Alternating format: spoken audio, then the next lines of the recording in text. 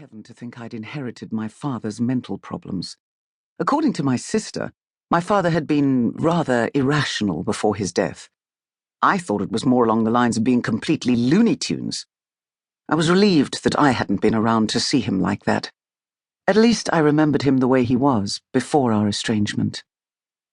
Maybe we should call the cops or something? What for? I don't know. Maybe to arrest him for being drunk and disorderly or something. Oh, please.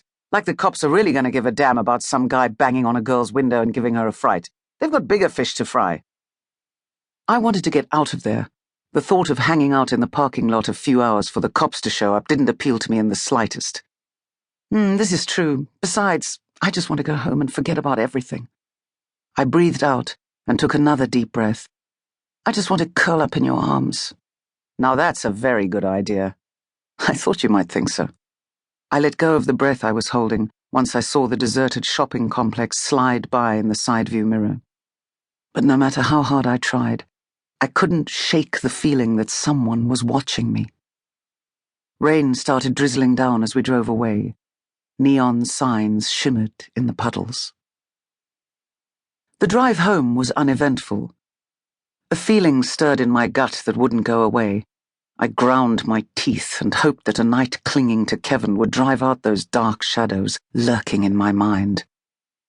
The electric gate screamed for more oil as it opened. I gripped Kevin's leg a little harder than I'd intended.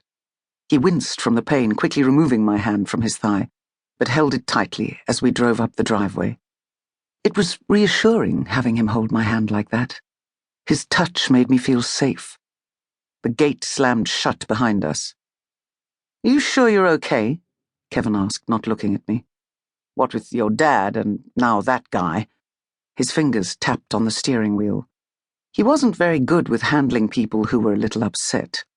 He liked it when things were nice and normal.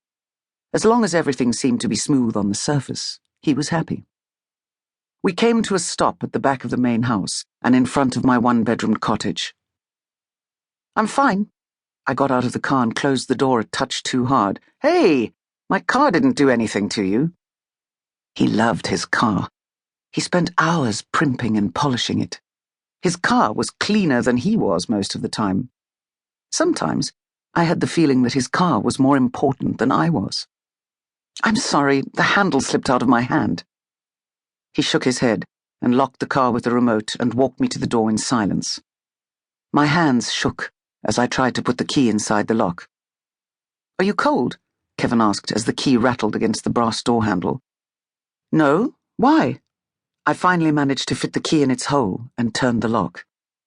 "Because you're shaking like a leaf." "Really?" I hadn't noticed.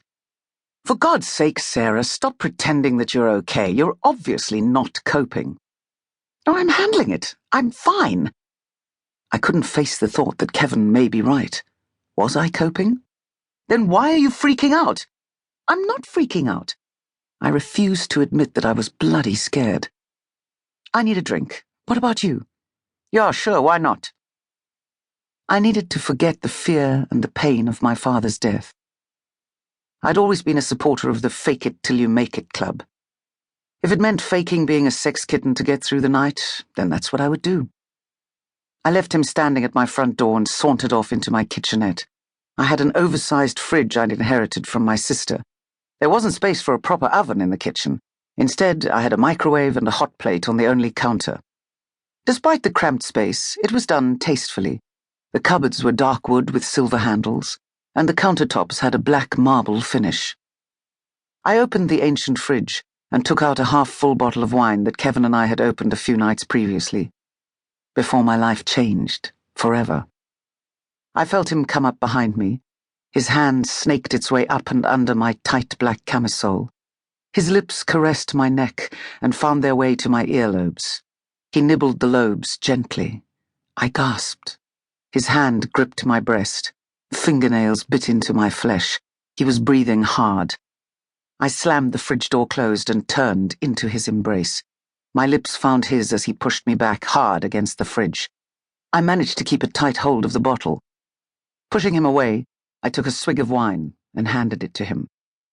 While he drank, I pulled the camisole over my head.